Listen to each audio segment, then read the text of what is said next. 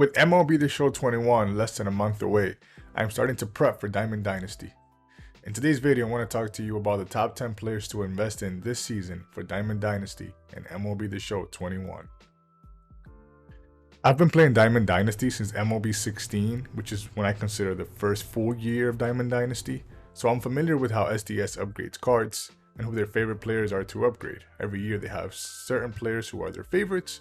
I just maintain a list of players who were not diamonds at any point last year. I don't believe any of these players were diamonds, and if they were, please correct me, but I'm almost sure they weren't. Just because the players on this list doesn't mean they will become a diamond in the first roster update. This is a list of players to invest in the long run, not just in the short term. So you're going to see players on this list who are going to be silvers to start the year, and that's even better for you because you can get them for a few hundred stubs, and then you could potentially quick sell them for 5K. And if you don't want to wait till they get to 5K, you can always sell them, quick sell them for 1K when they become a gold. And that's understandable too, because I'm sure you're going to want to do your collections and you're going to need the stubs. So, it's not only about getting to a diamond. These players will, I believe, 100% will be golds at least. And finally, I want to point out that this list is just an opinion, and I'm just making estimations on what I believe is going to happen. This is by no way factual. And please don't invest in a player only because I told you so. You should listen to my video, listen to other people's videos. There's a lot of good people in this community. So make an informed guess, as I will call it. Listen to a lot of different people. There are players on everybody's list. It's probably a good idea to invest in that player. But at the end of the day, you choose who you want to invest in, and that's your decision. So without further ado, let's start with the list. Coming in at number 10, we have Clint Frazier of New York Yankees, a guy who was solid offensively in 2020 and 2019. Of course, the small sample size in 2020, as everybody on this list will have. But what he did improve on was defense. This is a guy who had negative 10 defensive runs saved in 2019 and improved all the way to +3 last year. So couple that with the fact that he plays for the New York Yankees, a marquee franchise, and that he's already a good power hitter, good offensive player, I think he can easily become a diamond sometime this year. Looking at his card here, you can see he's a so-so player, which is reflected on his 79 overall card. He has good power versus righty and good contact versus righty, but the contact and power versus lefty quite isn't there yet. Let's say he starts off hot in April, he knocks around a few pitchers.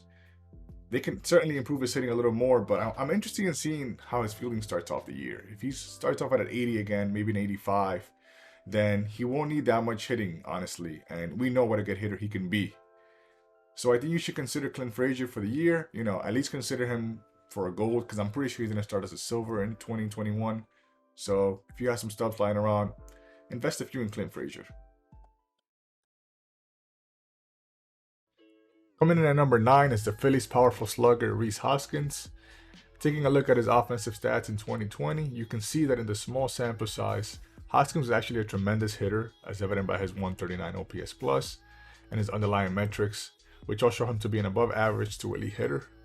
Now, I know you're looking at that 226 batting average from 2019 and discussed, but remember, batting average is not the best metric to judge a player by. Instead, focus on that better than at league average 364 OBP and a reasonably solid 112 OPS plus. Offense has never been the question for Hoskins. It's his defense that has kept him in gold tier over the last couple of seasons. Let me just quickly say that this spot was originally intended for Eloy Jimenez, but unfortunately we just found out he's going to miss 5 to 6 months with an injury, so I had to quickly add another player in this spot.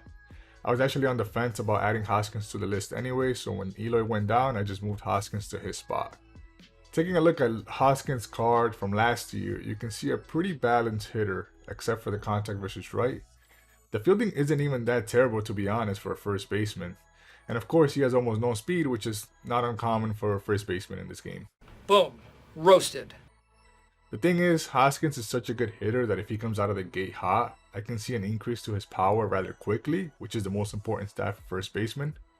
I'm actually hoping that he starts the year as a silver so I can invest in his cards for cheaper at the beginning of the year and then quick sell them for more later on.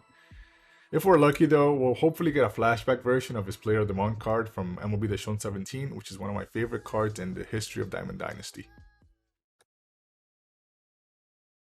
At number 8, we have the Braves shortstop Dansby Swanson. Swanson has never been a good hitter. He has a career OPS plus of 86. But he finally had a nice hitting season in 2020 where it seemed that everything came together for him, especially after a horrid 2019 as you can see from his stats. It's also good to see that both the defensive and base running numbers are solid for him. It's always a good thing when a player can run and defend because that means we don't only have to worry about upgrading his offense, which is the one part of the game that SDS is more freely to upgrade. They take much longer upgrading defense and base running. Taking a look at his card from MLB The Show 20, you will see that his bad hitting is reflected in the 79 overall silver card. His highest hitting attribute is his contact versus right, and everything else in his offense is below a 73. Swanson's power has been increasing steadily over the last 3 seasons, and if he can continue that increase in 2021, I can see his power numbers averaging at around 75, which will be great, especially for a shortstop. The other thing we need to discuss is his fielding attribute at 65. I actually think that's a bit harsh and low. He was a +9 defensive runs saved in 2020 and +3 in outs above average, which make him a well above average defender at short. Even for his career, he has been a plus defender according to Fangraphs. I think Swanson should have at least an 80 rating to start the year in MLB 21, and if he does, I can see him being a gold to start the year and eventually a diamond. The number 7 spot on the list goes to the super talented Dodgers catcher Will Smith. He hasn't played much over the last 2 seasons, but when he has stepped up to the batter's box, he has been lethal, putting up a 146 OPS plus over the last 2 seasons in 333 plate appearances. The catcher position in Diamond Dynasty has been a weak one over the last couple of years, with only JT Realmuto achieving the coveted Diamond status last year. I believe Smith will become the second catcher to join Realmuto in Diamond ranks this year, especially if he can pick up where he left off in 2020. Taking a look at Smith's card from 2020, there are certainly some highlights. First and foremost, the power versus right is already there. It's always encouraging to see a young player, more so a catcher, with 80s power versus either side. While the contact and power versus left numbers are not where you want them to be, I do believe that Smith is good enough to cement himself as the top 3 offensive catcher in the game, and SDS will surely bump those numbers up. Though you would like to see the fielding numbers are at least 80, 70's fielding is more than serviceable, and he has some underrated speed at 58, making him one of the fastest catchers in the game, not named Realmuto. As I mentioned with Clint Frazier at the number 10 spot, playing for a marquee franchise like the Yankees, Dodgers, Red Sox, etc., that's a big advantage in these updates, and SDS tends to be more rewarding or quicker in upgrading these players from bigger markets. Overall, I expect Smith to start the year at around 80 to 82 overall, and is my only catcher this year to keep an eye out when investing in potential diamond upgrades. Number 6 on the list will probably be a controversial name because he's a rookie, but I'm a big believer in this guy, and it's none other than Pirates superstar prospect Ke'Bryan Hayes. Hayes made his major league debut in the pandemic-shortened 2020 season and exploded right out of the gate. In 24 games, he hit a ridiculous 376 with an OBP of 442 and a slugging of 682. Now I know the sample size is tiny, but the insane part about this guy is that his hitting was supposed to be the weak part of his game in his first major league action. That's because this guy can already be considered the second best defensive third baseman in the National League, behind only the great Nolan Arenado. Wow! His glove is that good, and it is the main reason why I think attaining diamond status is possible, even for a rookie. This is his card from 2020, and I have some big issues with it. The hitting is honestly very generous on the part of SDS. Yes, he was amazing in those 24 games, but prior to that, he was not an elite hitter in the minors. My main problem with this card is the fielding. I mean, does SDS even know anything about prospects? Oh, I don't think so. Go read any scouting report on this guy at any level. All they ever mention is what a sensational fielder this guy is and that he's a future Gold Glover. You would think that they would be generous with the defense and stingy with the offense, but nope. They decided to just slap on a 57 fielding on this card and make no research. If they can actually fix his fielding and elevate it to at least a 75, Hayes can easily start the year at a 78 overall at least. That will put him in a trajectory to reach diamond status somewhere in mid-season. I should warn you on this one, it will take long. He's a rookie, and SDS is notoriously slow updating rookies, not named Fernando Tatis Jr. or Ronald Acuna, so be patient. Number 5 is one of the many bright shortstops in our wonderful game, and it is none other than Bo Bichette. Bichette was terrific in his debut season of 2019, putting up a 144 OPS plus to go along with 11 home runs, albeit in only 46 games.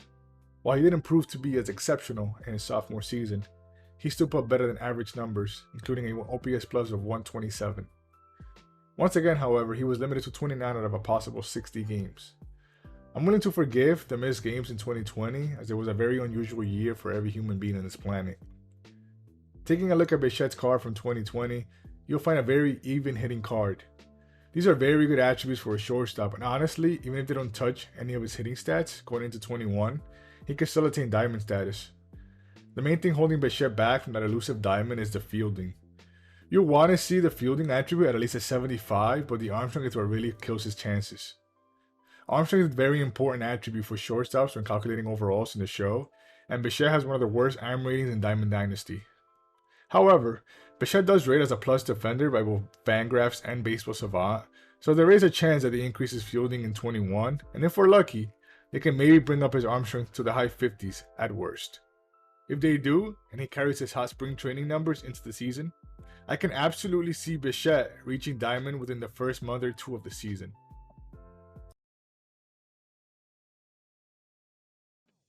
Number 4 on the list is a personal favorite player of mine, and whose father was also one of my favorite players growing up, and that is Mr. Vladimir Guerrero Jr. Expectations were sky high for Vladdy Jr. when he made his MLB debut in 2019, and even though he wasn't a disappointment, he didn't perform to the ludicrous expectations that were put on him. 2020 saw a step forward for Vladdy as he increased his OPS plus to 115 and placed in the 93rd percentile of exit velocity and hard hit percentages in all of baseball. Originally a third baseman in his minor league career and rookie year, Vlad shifted over to first base in 2020 as the Blue Jays projected him as more of a first baseman due to his below average glove. Vlad put in tremendous work this offseason, shedding as much as 20 pounds and even took part in the Dominican Winter League season this past winter. With a new body and tremendous work ethic in the offseason, I believe this will be Vlad's breakout year. Taking a look at Vlad's card from MLB 20, you will see some very bad hitting stats. Ever since the beginning of MLB 20, I thought they were very unfair with his hitting stats. I mean, look around the league and you'll see worse hitters with far better attributes than this. I'll admit, I need SDS to reevaluate Vlad's stats in 21, and getting him to a diamond fast this season will help with that. But even if they don't, I believe this year will be so good that he will get there anyways. His move to first base is what makes this attainable, as his below average defense is not a huge factor when determining overall to first baseman. It also helped that Vlad has a huge name, and if he gets in any sort of hot streak, the media will be all over it, and SDS will be quick to update his overall. That's just the way it is with some players. Anyways, I am super high on Vlad this year, and you should be too, so make sure to stash some Vladdy cards in your inventory to reap the benefits later on.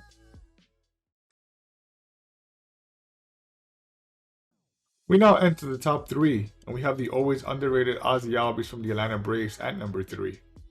This is one player whose value doesn't necessarily come with a bat, although he is no offensive slouch by any means. After a tremendous 2019 that saw him put up a career best 112 OPS plus with 24 home runs, Albies had a very average 29 games in 2020 after dealing with a right wrist bone bruise. Try saying that 3 times in a row. What differentiates Albies from many players on this list is that he is a tremendous fielder, posting 22 defensive runs saved in his first 4 big league seasons, and placing in the 91st percentile and outs above average in all of baseball. He's also a very good base runner, making him an almost complete player. Looking at Albies' card in 20, we can see that he is a tremendous hitter for a second baseman. I would almost say that they are too generous with his attributes, but hey, I'm not complaining. The fielding is actually a bit lower than I thought, but it is very serviceable. If they can honestly boost his arm up to a 60, he will go diamond, as he is only 1 point away from there. This is the reason Albies is so high on my list. Not necessarily because he's the best player on the list, but because he's oh so close to being a diamond. Though there are no guarantees that he begins the year at an 84, I don't see him at anything lower than an 82 to begin the year. And with such a tremendous all-around game, I can see the youngster becoming a diamond this season.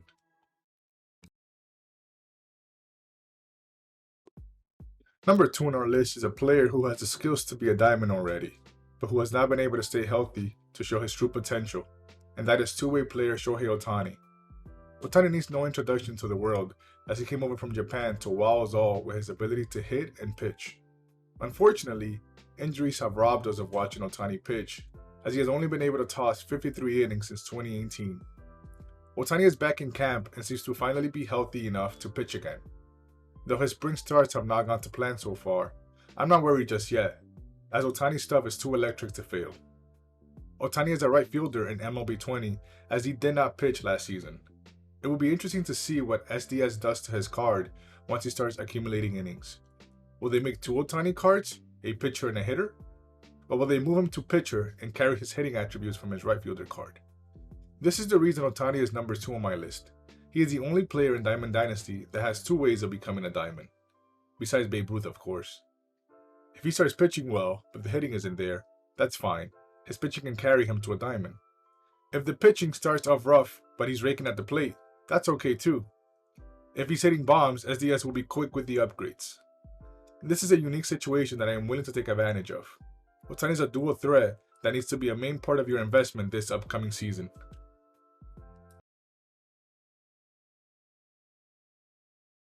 The number 1 spot on our list goes to a guy that is bursting with potential, and that is White Sox young star Luis Robert. He's got 2 first names. Like Vladimir Guerrero Jr. before him on the list, Robert entered his rookie season with extremely high expectations due to his uber prospect status. In his first month of action, Robert did not disappoint. He hit .298 with a .356 on base and a .660 slugging percentage to go along with 9 home runs. He also played stellar defense in center field, quickly becoming one of the best defensive outfielders in the sport. A star was about to be born in Chicago. And then September hit and he cratered to the bottom, hitting an abysmal .136 with a mind-numbingly bad .173 slugging percentage. It basically erased what he had accomplished in his first month and allowed Kyle Lewis of the Mariners to run away with the Rookie of the Year award that was Robert's to lose at the beginning of September. Even though Robert looked completely lost at the plate for the last month of the season, there are still things to love about his game entering this season. This is Robert's card from MLB 20, and you can start to see why I'm so high on this guy. Though the hitting stats don't scream elite at you, they could have been much worse considering the severe slump Robert finished the season in. The best parts of his card are on the right side of the page, where you see 87 fielding and 92 speed. Honestly, I would not be surprised to see Robert start the year with 90 plus fielding. That's how good he was defensively last year. He's also already an elite base runner, 2 traits that are essential in adjusting the overall of a center fielder in the game. If Robert starts April hot, it will be a quick ascension to diamond for him, as he's already an elite defender and an elite base runner. Robert will be a popular investment to start the year off, and if he begins the year at a gold, which I think he will, make sure not to overpay. Remember, diamonds quick sell for $5K, so never ever pay over that number. Well, that's the video, guys. Thanks so much for watching. This video went a little bit longer than I wanted it to, but I wanted to make sure all players receive proper evaluation. If you enjoyed this video or it helped you out in any way in Diamond Dynasty, please make sure to drop a like. I'd really appreciate it. Till next time. Peace.